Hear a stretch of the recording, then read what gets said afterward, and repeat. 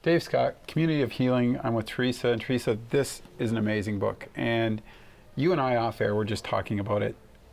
Wow. That's all I can say is wow. And I think what we want to do is tell the audience a little bit about the book and why you wrote it. Your backstory is incredible. This book was written as my healing journey of healing 4 generations of my family, healing from child abuse, sexual abuse, physical abuse, emotional abuse, every kind of abuse you can possibly think of. And I have survived all of those.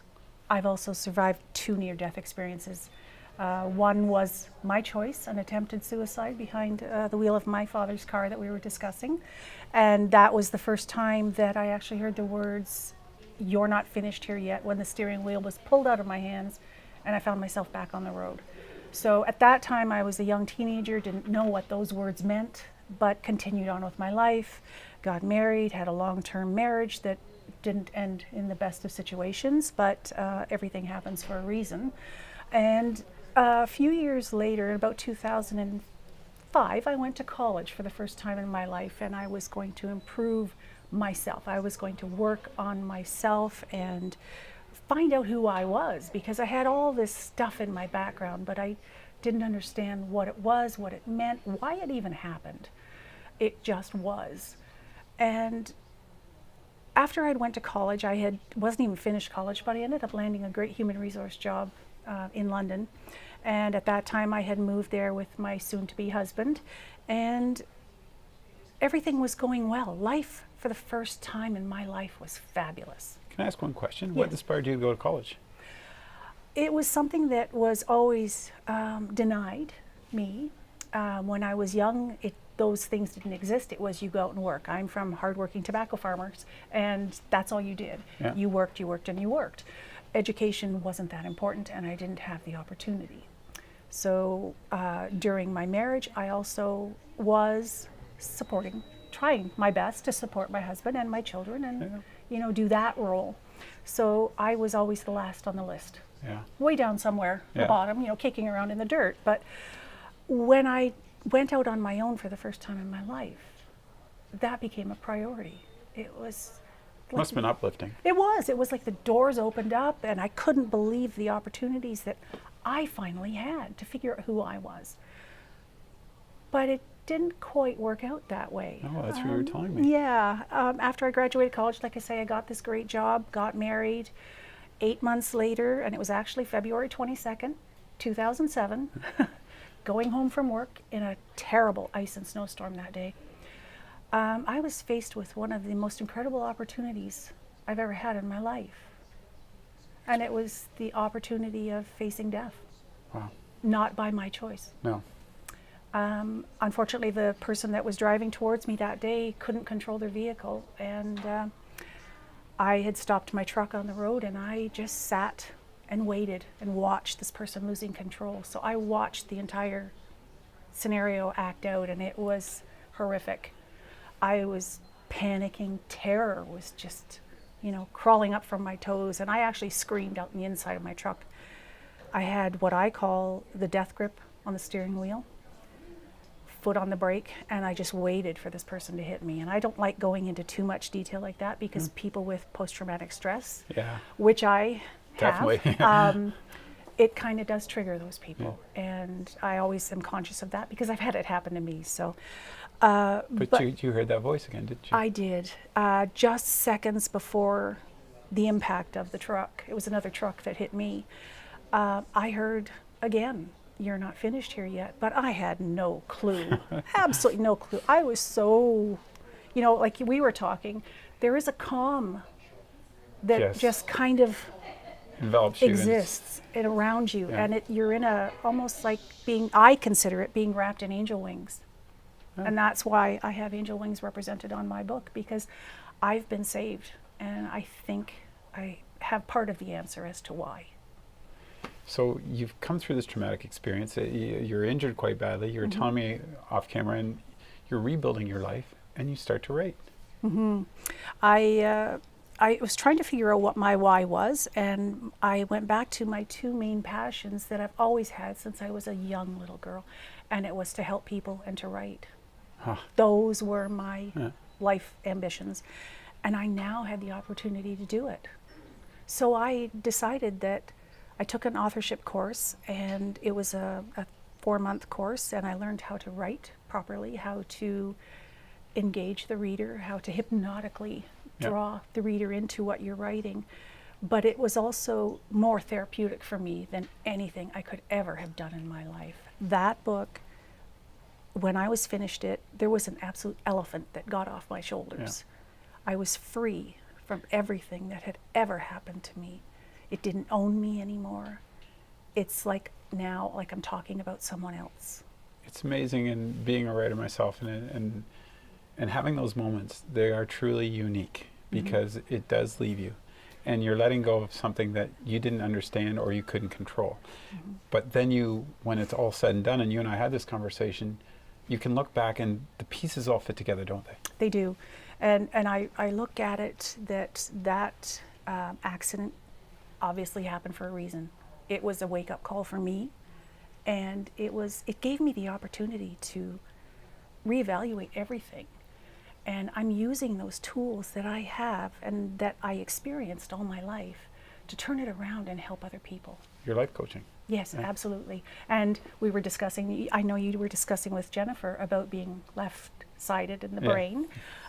Since I have been hit on the left side of my head, where part of the damage was, I've turned completely right-sided brain. And it's the more creative side and the more, that aspect. So I've actually taken everything that I've written in here, done 2 life coaching certifications, and I'm actually just about to complete a neurolinguistic programming certification. So I'm taking everything that I've known, every experience I've had, and letting other people know that have experienced the same things that they're not alone. Because the loneliness and isolation that goes along with those events is just, it can just choke the life completely out of you. Well, you talk about that, and you can see how depression, anxiety, and all this spills over from that. And I think that's important that people recognize when you can use a life coach and maybe help you with those. That is the critical component. And you finished the book, and it's an award winner, obviously. It is, yes. You must be very proud of it, that accomplishment. Look how far you've come. It was quite a shock. It was announced September 1st last year that they announced the International Readers' Favorites. They announced the award winners, and I received honorable mention in the grief and hardship categories. And there's been some incredible people that have won from these awards, like Henry Winkler and Jim Carrey. They've all contributed books to this organization and won awards for their work. And taking that stand and talking about your life in the past, you must get emails, you must talk to people now, then you've probably created some kind of bond and helped them understand their own lives, eh? Absolutely, and that's the point that I have just recently received an email from a young lady from the hometown that I'm from. And there is some situations in this book that involve sexual abuse from a family doctor. Wow. And this girl came out through one of her messages, and she said to me, I was too, by the same man. Wow. And she said, I've never voiced it before until I read your book. And I know that's just the first step, but what a relief for her too. Yeah, exactly. And it was a wake up for me too, because in my existence, I thought, I must be the only one. Yeah. Like I just assumed I was the only one, and that's so not a good way to look at it. No. But to hear someone else voice the same thing about the same person. Yeah. And it validated my feelings, and I'm sure it gave her comfort to know she wasn't alone as well. And now it's given her power to voice her situation. There it is, power, right? Yeah, You're exactly. empowering people. Exactly. And that's what I like to hear. I want to just switch course a little bit here, and let's talk a little bit how you got involved with Mary and the community of healing and Sunflower Stables, because that's another story, isn't it? Absolutely. How did you and Mary meet? I actually met Mary at an Oxford Women in Networking lunch. Actually, it was the same one that Jennifer met her at a year ago. And Mary was interested in my book, but she wasn't sure she was going to grab it that day, but she was kind of intrigued. And then all of a sudden she took a copy of it.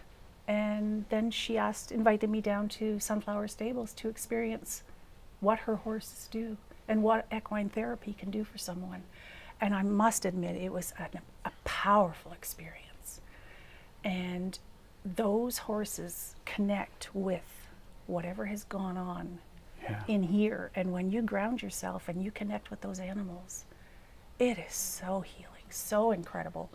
And Mary wasn't aware that I had such spinal issues.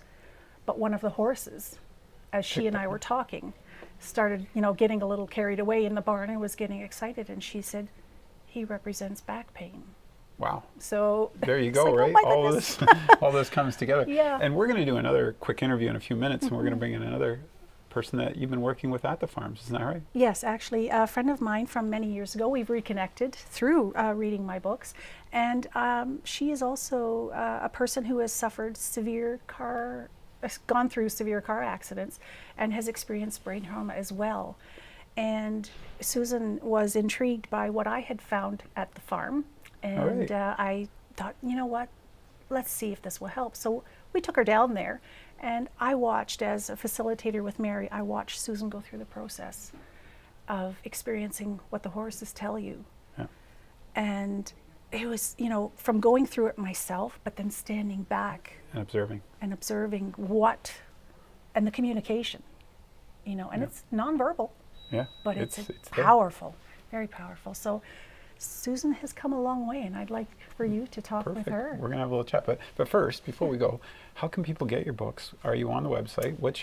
Give out the information. Actually, this book is on Amazon. Perfect. And so it's available, but if anyone would like a signed copy, they're more than welcome to email me at teresa@teresasyms.com. That's my email address. My website is very simple, teresasyms.com. And Perfect. I would love to sign copies for anyone, because I've received so many comments that people find themselves in that book.